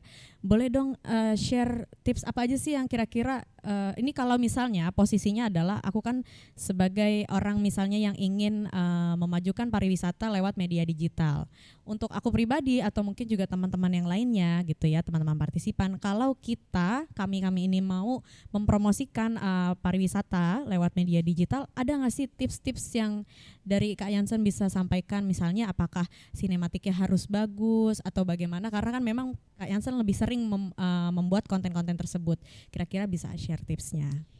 Oke Kak, kalau dari aku sendiri tips untuk kita buat video semakin menarik, apalagi kontennya di outdoor pariwisata, sebenarnya nggak perlu kayak kamera yang mahal atau banyak persiapan, nggak. Kita bisa buat sendiri dari HP kita. Yang penting pertama caranya itu kita buat video benar-benar yang harus ini ya Kak, maksudnya kayak kalau misalnya kita mau videoin satu objek, benar-benar yang kayak harus banget dia detail. Detail kayak gitu. Terus jangan lupa juga untuk buat transisi, karena menurut aku transisi misalnya kita mau ke Labuan Bajo nih, kita buat dulu di bandara, terus abis itu nanti kita ke bandara di Labuan Bajo, terus abis itu kita langsung di tempat wisatanya. Itu benar-benar menarik banget. Terus habis itu betul kata kakak, video untuk ambil tentang pariwisata itu bagus banget sinematik. Pertama dari sinematik itu dia bisa bikin video kita jadi estetik banget, benar-benar yang kayak kita seperti kameramen handal profesional gitu. Terus yang kedua filter juga penting, karena kan sebenarnya filter penting, tapi kalau kita di outdoor itu kameranya udah ngikut sendiri sih biasanya. Cuman untuk pemanis biar warnanya tuh sesuai, misalnya birunya biar biru banget kayak gitu, itu bisa juga. Menurut aku itu aja sih Kak. Mungkin kalau filternya bukan berarti biar fotonya bagus gitu ya, bukan, tapi kadang bukan. memang kamera itu tidak seril bagaimana mata kita melihat betul. gitu ya maksudnya. Ini ya. lebih ke filter ini gunanya untuk menyesuaikan Kak. Bukannya untuk biar berlebihan banget, tapi biar menyesuaikan. Kalau ngasih tahu nih misalkan kita ke Pink Beach, kalau misalnya nggak ditambahin filter sedikit, warna pinknya bakal samar karena efek kamera. Iya, efek kamera. Jadi emang perlu sedikit diedit untuk menjadi video sinematik yang bagus. Untuk menggambarkan real pemandangan aslinya. Betul. Begitu teman-teman. Kemudian Jansen, ini bicara soal tadi ya pariwisata juga. Bicara soal pariwisata, Jansen sendiri ini kan kita saat ini bersama dengan teman-teman dari Jawa Barat ya. Nah, destinasi pariwisata mana aja nih yang pernah dikunjungi oleh Jansen di daerah Jawa Barat? Misalnya apakah pernah ke Bandung, kemudian apa pernah ke Bogor, daerah rumah saya? Pernah ke Sentul ya tadi katanya ya? Iya, ke Sentul. Iya, itu di mana tuh? Di Sentul itu aku kurang tahu sih Kak. Maksudnya posisi bener ya. Soalnya kita kayak naik bukit gitu yang waktu di Sentul. Terus kalau di Bogor kebetulan keluarga mamaku di rumahnya di Bogor. Oh iya. Di Bogor dekat Gunung Salak. Oh, wah itu banyak destinasi ya sepertinya ya. Iya benar, itu di situ. Terus rumah Uyut. Kalau rumah nenek itu ada di Parung. Di Parung yang terkenal wisata di sana itu Pamijahan ya? Gunung Kapur. Oh Gunung Kapur, iya. Nah kalau yang di Sentul juga itu ada banyak curug. Bagus-bagus. Pertama yang udah pernah aku datengin Curug Bidadari, itu ada kolam renangnya juga. Terus ada Curug Leuwi Hijau, itu kalau kalian suka air yang dari Curug hijau banget, kalian harus cobain, itu ada di Sentul. Bandung juga aku pernah, dan kebetulan aku suka banget kalau weekend ke Bandung, meskipun macet tapi apa ya, nuansa di sana tuh masih belum ada yang gantikan lah. Betul, Bandung punya taste-nya tersendiri Betul. ya. Pernah ke Majalengka? Belum Kak. Belum pernah. Garut Pernah? Pernah, Wow. Garut, naik delman ke pasar, wah itu seru banget. Terus Garut, Bogor, Bandung, Sentul, kayak baru itu Pokoknya aja, Kak. iya, tapi artinya untuk teman-teman di Jawa Barat nih ya, kadang kita tidak perlu jauh-jauh untuk menikmati Betul, pariwisata. betul. Di Jawa Barat itu sebetulnya kalau kita telusuri ada begitu banyak sekali destinasi menarik ya. Seperti Sentul itu nggak jauh dari rumah saya, tapi memang faktanya banyak sekali curug-curug Betul. yang hidden gem. Kalau kata anak-anak sekarang tuh bahasanya hidden gem ya. Iya, jadi banyak destinasi yang memang bisa kita datangi, bisa kita kunjungi, dan tentunya kita lestarikan dan juga kita jaga. Betul. Tentunya dengan tidak membuang sampah sembarangan, bisa kita promosikan juga, tapi bukan berarti dipromosikan kemudian nanti banyak yang datang, kemudian banyak sampah berserakan. Benar. Itu tentunya perlu harus dijaga, juga menjaga fasilitas lainnya untuk tidak dirusak. Baik, teman-teman partisipan, seperti yang tadi sudah saya informasikan bahwasanya akan ada door prize yang dimana hadiahnya merupakan voucher e-wallet untuk 2 hingga 3 orang penanya. Untuk itu, siapkan pertanyaan terbaik teman-teman, dan juga jangan lupa untuk gunakan fitur raise hand dan juga nyalakan kameranya untuk memberikan pertanyaan. Dan saat ini kita sudah kedatangan pertanyaan dari saudara Ahmad Agustianti. Selamat siang, Kak Ahmad. Baik, selamat siang Kak Ahmad. Apakah sudah terhubung dengan kami suaranya? Baik, sepertinya mungkin kita akan menuju ke pertanyaan dari penanya selanjutnya, penanya yang lain, yakni Mas Galang. Selamat siang Kak Galang.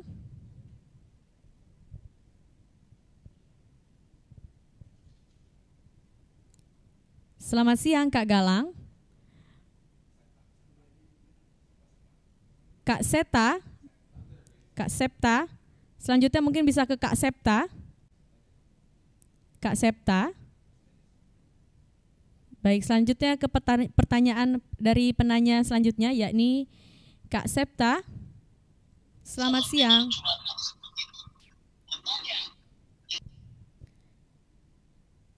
Selamat siang. Ya, ke penanya selanjutnya Kak Julia. Ke penanya selanjutnya, Kak Julia. Selamat siang. Baik, selamat siang Kak Julia. Sudah terhubung dengan jelas ya? Iya. Baik, langsung saja Kak Julia, silakan untuk memberikan pertanyaan. Pertanyaan saya itu bagaimana memacu masyarakat agar menggunakan dan memanfaatkan internet dengan cerdas dalam mempromosikan keunikan daerahnya. Maaf Kak Julia, sepertinya boleh diulang pertanyaannya karena kurang jelas untuk suaranya. Boleh diulang, mohon maaf.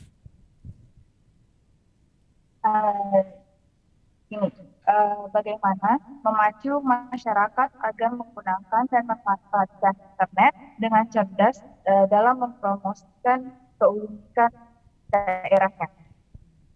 Baik, bagaimana kita agar bisa memanfaatkan internet untuk memajukan pariwisata di daerahnya, begitu ya Kak Julia? Baik, mungkin bisa langsung saja kami persilakan kepada Bapak Aditya untuk menjawab.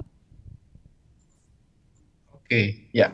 Terima kasih Mbak Cindy. Pertanyaan dari Kak Julia tadi tentang bagaimana sih caranya kita bisa mempromosikan wisata dengan cara sesuai dengan aturan ya. Saya rasa hal yang harus diperhatikan adalah pertama etikanya ya, penggunaan bahasa. Nah itu sangat penting tuh Kak Julia gitu ya. Gunakan bahasa-bahasa yang sebenarnya gampang dipahami gitu ya. Dan itu yang pertama, paling penting bahasa. Jadi informasi itu orang pasti akan melihat dari bahasanya gitu ya, tidak hanya visual. Kemudian yang kedua adalah memberikan informasi. Jadi kalau tadi kita ngomongin tentang apa namanya, digital ini juga berbicara tentang hoax ya. Jangan ngasih informasi palsu. Nah, itu penting tuh. Apa adanya tentang wisata kita gitu ya, yang ingin disampaikan kepada publik gitu ya. Dan yang terakhir, saya kira informasi yang benar, kemudian yang terakhir informasi yang selengkap-lengkapnya. Nah, 3 hal itu yang menurut saya bisa menjadi awalan untuk menyebarluaskan informasi tentang daerah wisata kita gitu ya, sesuai dengan etika di dunia digital, juga sesuai dengan kemudian aturan yang ada gitu ya. Mungkin satu lagi kali ya, jangan menjelek-jelekan tempat wisata lain ya, Kak Julian, nanti bikin postingannya malah ngejelekin tempat wisata lain gitu. Nah, itu juga jangan sampai ya, nanti bisa malahan nyebarin tempat wisata bisa kena pencemaran baik atau apa gitu. Kita hindari hal seperti itu. Saya kira sih itu sih Mbak Cindy, beberapa hal yang mungkin bisa dipraktekkan nanti kalau teman-teman mau sharing tentang informasi daerah wisatanya. Iya, tentunya hal-hal yang juga tidak boleh diremehkan ya Pak, Ya. perihal informasi, kemudian bahasa yang kita gunakan, dan juga apa sih yang bisa kita angkat. Tentunya ketika kita mereview tempat pariwisata, jangan membandingkan atau meng-compare tempat pariwisata lainnya. Terima kasih Pak Adit. Silakan Kak Yansen untuk menambahkan. Baik, terima kasih ya Kak Julia atas pertanyaannya. Penjelasan dari Bapak Adit juga jelas banget. Benar kata Pak Adit, bahasa itu penting banget. Aku di sini lebih ingin ngasih tahu mengenai untuk membuat kontennya video, untuk kita memvideokannya Kak. Enggak semua bisa divideokan untuk dijadikan konten. Jadi kita ketika kita mau membuat konten mengenai pariwisata, kita juga harus pilih-pilih mana yang bisa kita videokan, mana yang tidak, kayak gitu Kak. Betul, Yansen, betul sekali, saya sangat setuju. Juga ada etika digital yang juga saat ini sedang digalakan, bahwasanya ketika kita memvideokan tempat pariwisata atau mungkin tempat umum, itu bisa kita blur ya, untuk betul. orang-orangnya, karena tidak semua orang bersedia untuk masuk ke dalam konten kita begitu. Benar. Ketika kita membuat konten di tempat pariwisata, kita bisa memperhatikan hal tersebut juga. Jadi memang sebetulnya memang tidak mudah juga ya untuk mempromosikan tempat-tempat pariwisata lewat media digital, tapi tentunya ini juga jangan menjadi penghambat untuk kita tidak mempromosikan, karena kita tentunya bisa sangat memajukan pariwisata lewat media digital dengan memperhatikan banyak hal juga. Terima kasih Kak Julia dan selamat telah memenangkan door prize berupa voucher e-wallet. Semoga bermanfaat. Terima kasih. Dan selanjutnya kita akan menuju ke penanya selanjutnya. Silahkan raise hand untuk teman-teman yang ingin bertanya, dan jangan lupa untuk teman-teman yang bertanya akan mendapatkan voucher e-wallet yang mana merupakan door prize spesial untuk para penanya terbaik. Baik, masih kita tunggu untuk penanya selanjutnya. Ya, apakah sudah ada yang raise hand untuk penanya selanjutnya? Jangan lupa bahwasanya untuk seluruh penanya, untuk 2 hingga 3 orang penanya akan mendapatkan voucher e-wallet. Begitu, ini suatu hal yang juga menarik ya, tentunya untuk teman-teman webinar Ngobrol Bareng Legislator. Baik, sudah ada? Baik, Pak Adit. Ya, Pak Adit, untuk saat ini boleh kita ngobrol-ngobrol sejenak Pak sembari menunggu pertanyaan selanjutnya. Baik Pak Adit, boleh tahu saat ini sibuk apa Pak kegiatannya? Kalau sekarang sibuk persiapan mengajar aja sih Mbak Cindy, karena kan kita mulai semester depan itu sesuai dengan instruksi dari Kemendikbud kan harus sudah mulai offline ya, harus sudah mulai tatap muka gitu. Jadi mempersiapkan itu setelah 2 tahun daring gitu ya. Jadi perlu persiapan lagi ketemu mahasiswa gitu. Mahasiswanya juga tentunya harus siap-siap. Iya, betul sekali. Iya. Baik, terima kasih Pak Adit. Sepertinya kita sudah mendapatkan pertanyaan dari Saudara Arik. Selamat siang Kak Arik. Baik, selamat siang saja. Ibu. Kak Arik untuk memberikan pertanyaan silakan. Gini Bu ya, hadirin yang saya hormati, jika saya pribadi ingin memajukan pariwisata di daerah saya, apakah saya berdiri sendiri ataukah saya harus izin dulu dengan pemerintah terkait? Terima kasih. Wassalamualaikum warahmatullahi wabarakatuh. Waalaikumsalam warahmatullahi wabarakatuh. Boleh tahu di daerah mana? Daerah Pusaka Negara, Bu, Patimban. Oh, baik. Terima kasih. Silakan Bapak Adit untuk menjawab. Ya, oke. Mas Ari, pertanyaannya bagus banget. Kalau misalnya saya mau mempromosikan daerah wisata di saya, apakah harus izin? Saya rasa kalau hanya mempromosikan, Mas Ari, nggak masalah ya. Tapi kalau misalnya mau menjalankan usaha, ya tentunya harus ada izin dulu gitu ya. Misalnya nanti Mas Ari, saya mau bikin usaha tur gitu ya, ya tentunya harus punya izin dulu usaha turnya tersebut. Tapi kalau dalam konteks mempromosikan, saya rasa itu sah-sah saja. Namun ada baiknya, tadi Mbak Cindy bilang etikanya gitu ya, kita ngobrol dulu dengan dinas pariwisata terkait gitu ya. Ngobrol, saya mau bikin konten nih tentang objek wisata ini gitu di dekat rumah saya, gimana ya gitu. Nah, ini bagian dari apa yang tadi saya sempat bilang, Kang Ari, gitu, soal kolaborasi gitu ya. Tentunya pemerintah juga membutuhkan warga sekitar atau masyarakat untuk membantu mempromosikan. Namun ya memang mungkin bukan izin ya, diskusi aja, berkoordinasi dengan dinas pariwisata gimana nih baiknya, atau barangkali malah dinas pariwisatanya nanti jangan-jangan rekrut Kang Ari nih buat jadi influencernya gitu ya, Kang Ari ya, ngalangin Jensen ntar. Saya kira itu Kang Ari dari saya. Ya, sangat menjawab. Terima kasih Bapak Adit. Silakan Kak Jansen untuk menambahkan. Iya baik Kak. Benar ya kata Bapak Adit, selama kita mempromosikan itu aman-aman aja selagi tidak ada pihak yang dirugikan. Kalau aku pribadi untuk mempromosikan itu selama ini aku tidak pernah izin Kak, karena memang aku sendiri kan memang tidak ada niat untuk menjelekkan atau apa, tapi aku niat untuk memajukan pariwisata yang ada di daerah aku sendiri. Kayak rumah mamaku di Bogor, aku banyak buat konten di Sentul, di Bogor ya, kafe-kafenya ya, kebetulan di Bogor yang aku tahu kafe-kafe sama Puncak ya, sama Iya. Puncak. Nah itu aku nggak pernah izin.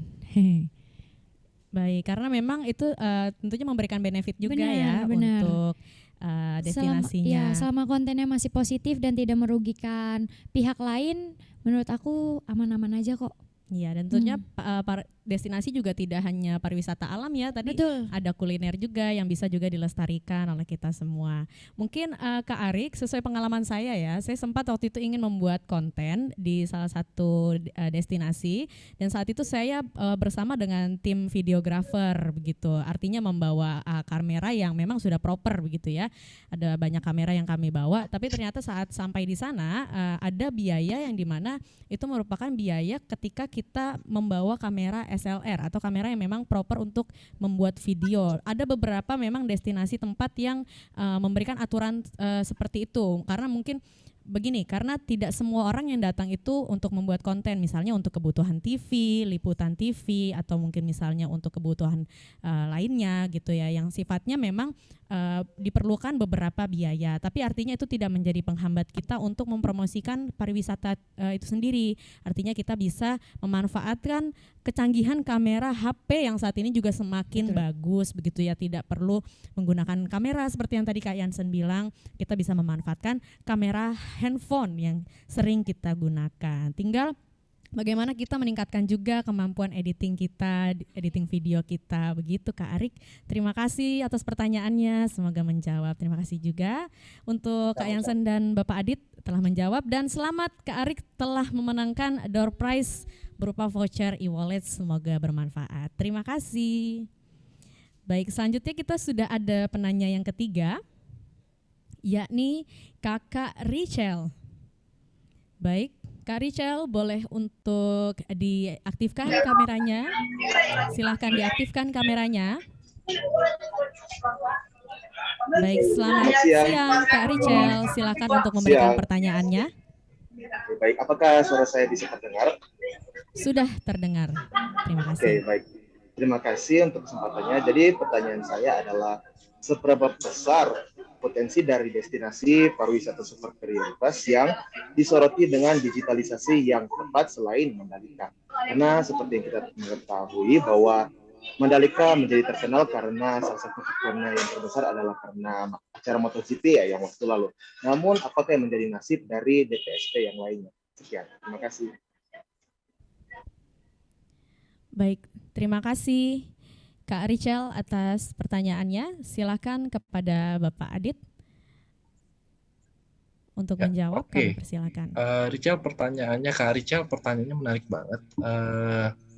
Apakah kemudian wilayah lain tidak bisa menjadi destinasi pariwisata gitu ya, seperti misalnya Mandalika, karena misalnya ada campur tangan kebijakan pemerintah terkait MotoGP kemarin.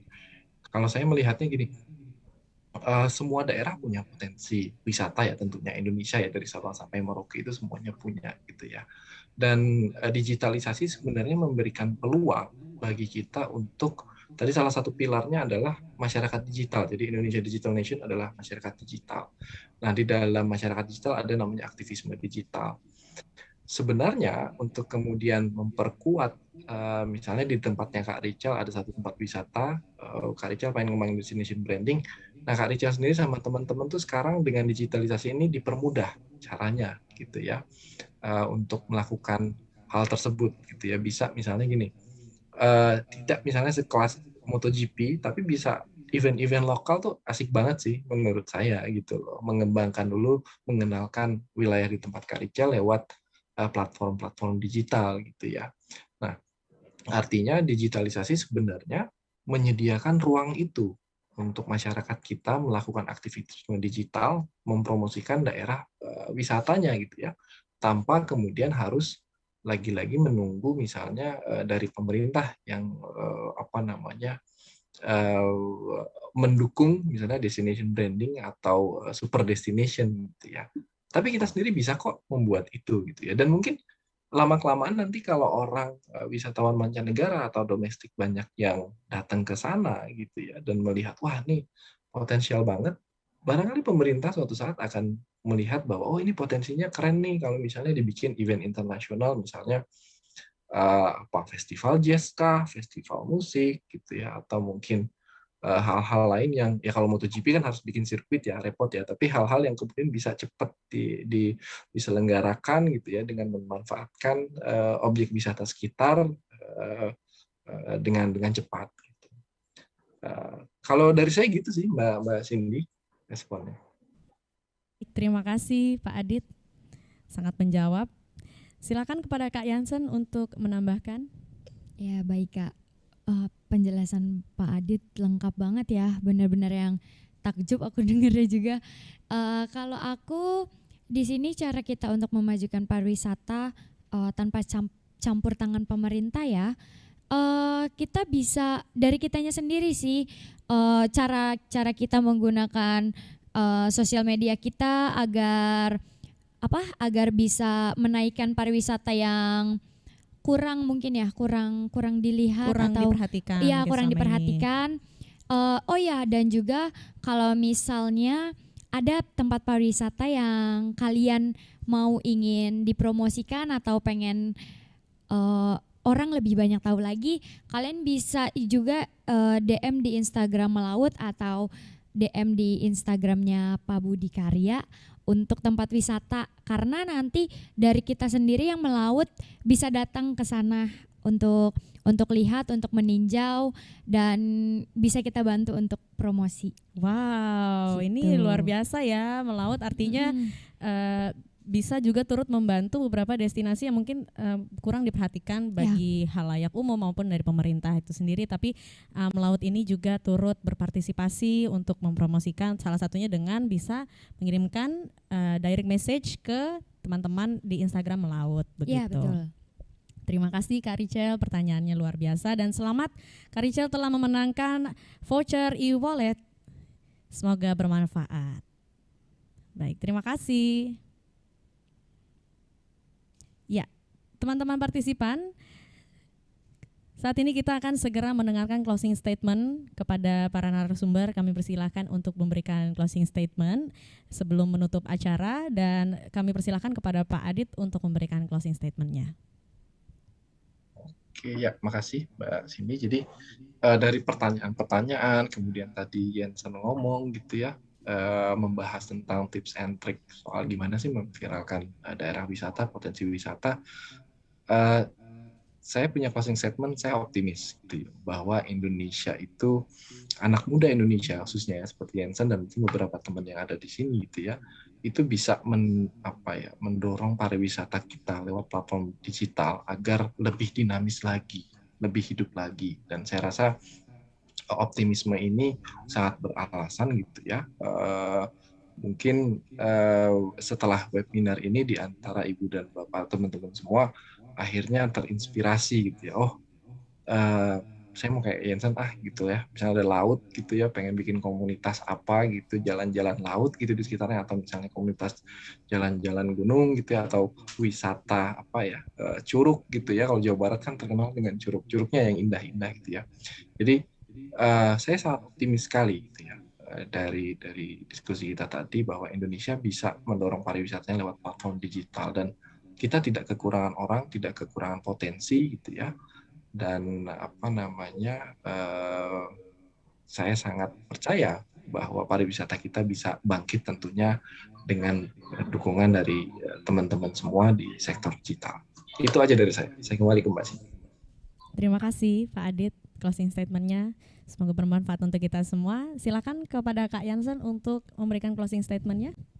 Baik Kak, dari aku tetap percaya diri dan jangan takut untuk mencoba untuk membuat konten, memajukan pariwisata, karena aku percaya banget Indonesia pariwisatanya bakal maju banget karena bagus banget. Tempat-tempat pariwisata yang ada di Indonesia itu benar-benar bagus banget, nggak kalah sama yang di luar negeri. Aku percaya banget pariwisata di Indonesia maju asal kitanya mau mencoba membuat konten, mau mencoba untuk menunjukkan bahwa pariwisata yang ada di Indonesia ini nggak kalah keren loh sama yang di luar. Dan yang paling penting harus bijak bersosial media, membuat konten yang baik dan tidak merugikan pihak-pihak yang lainnya. Terima kasih Kak. Terima kasih Kak Jensen. Jadi memang begitu banyak sekali upaya yang bisa kita lakukan teman-teman partisipan untuk memajukan, mempromosikan pariwisata lewat media digital. Tentunya juga diiringi dengan tanggung jawab yang penuh dari kita bersama. Dan teman-teman partisipan, tidak terasa saat ini kita sudah sampai di penghujung acara. Untuk itu saya ucapkan sekali lagi terima kasih kepada para narasumber yang luar biasa yang telah membagikan ilmu dan informasinya kepada kita semua sore hari ini. Semoga ilmu yang telah kita dapatkan, informasi yang telah kita dapatkan dapat kita manfaatkan sebaik mungkin ke dalam kehidupan kita sehari-hari. Untuk itu saya mohon izin untuk pamit undur diri. Mohon maaf apabila begitu banyak kekurangan dan kesalahan baik dalam tutur kata maupun perbuatan. Acara selanjutnya akan saya serahkan kembali kepada MC. Saya moderator Cindy Rosa pamit undur diri. Wassalamualaikum warahmatullahi wabarakatuh. Salam literasi.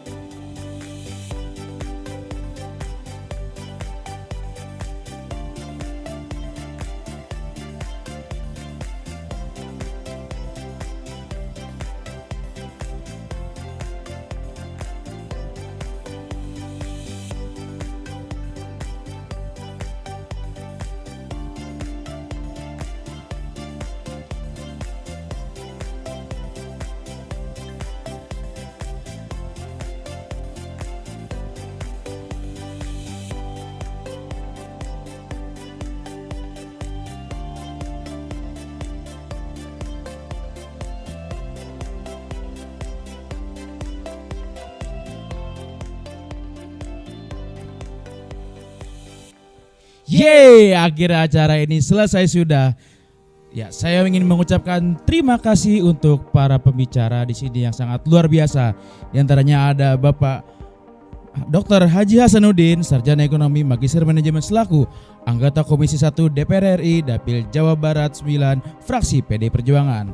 Dan ada juga di sini Direktur Jenderal Aplikasi Informatika Kominfo RI yang terhormat Bapak Samuel Abdijani Pangerapan.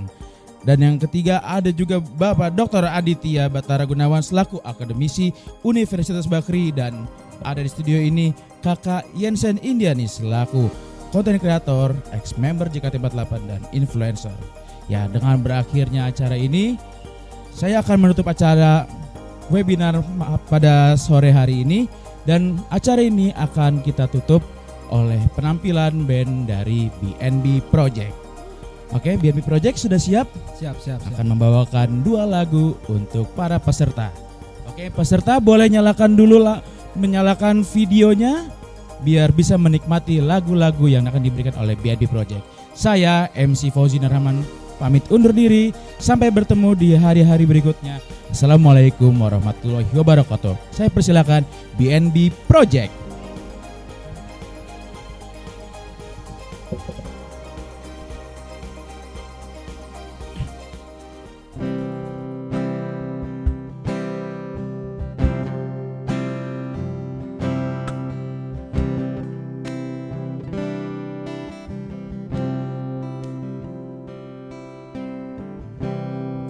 Sangka cepat terjadi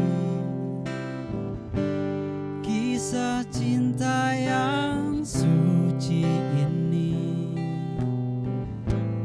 Lepaskan segala yang pernah kau ucapkan.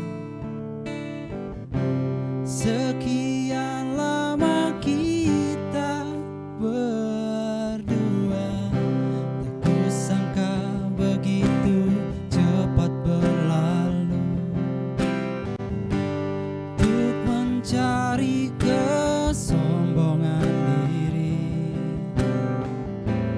lupakan segala yang pernah kau ucapkan. Kau tinggalkan aku, pergilah kasih, kejarlah keinginanmu. Selagi masih ada waktu, jangan hiraukan diriku. Aku rela berpisah demi untuk dirimu. Semoga tercapai segala keinginanmu.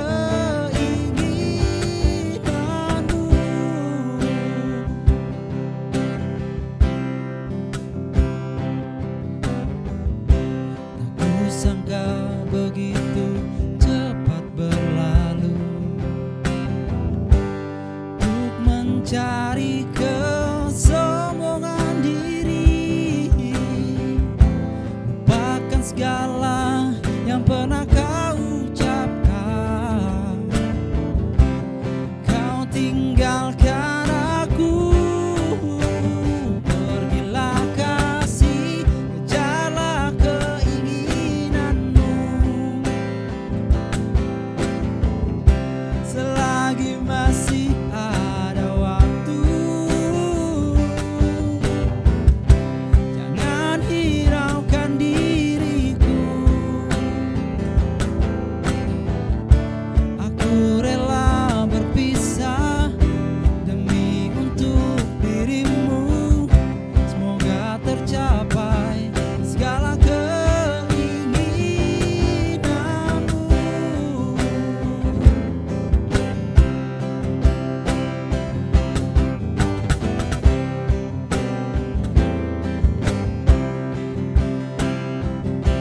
Bantu nyanyi yuk, teman rumah. Pergilah kasih, kejarlah keinginanmu. Selagi masih ada waktu, jangan hiraukan diriku.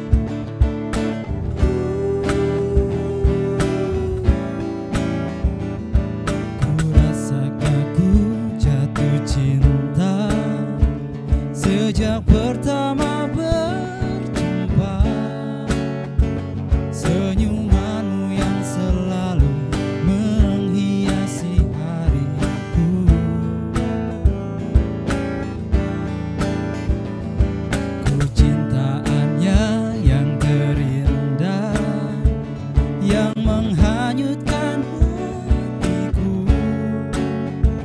Semua telah terjadi, aku tak bisa berhenti memikirkanmu. Yang ku harapkan engkau tahu.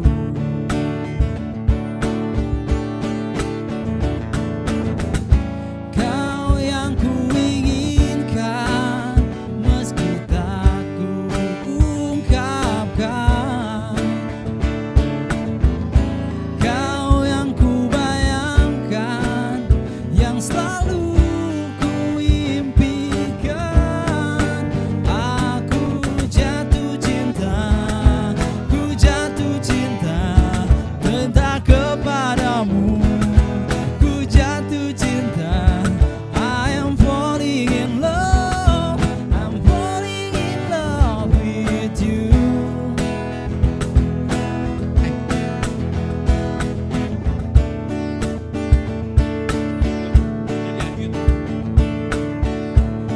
Yang tahu lagunya boleh nyanyi bareng-bareng. Yang di rumah. Ku cintaannya yang terindah, yang menghanyutkan hatiku. Semua telah terjadi, aku tak bisa berhenti memikirkanmu.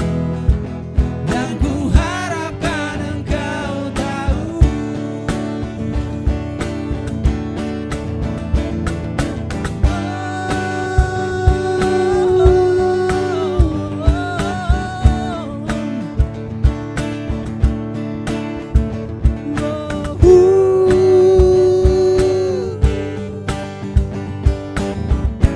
Kau yang ku inginkan, meski tak ku ungkapkan. Kau yang ku bayangkan, ku impikan.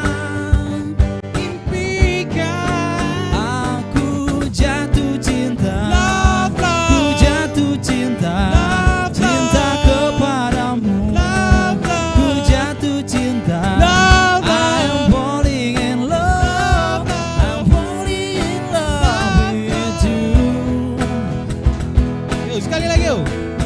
Aku jatuh cinta, ku jatuh cinta, cinta kepadamu. Ku jatuh cinta, I am falling in love, I'm falling in love with you. With you. Terima kasih Majalengka, Garut, Jawa Barat, Indramayu. Legend 5 pamit. Terima kasih Majalengka. See you.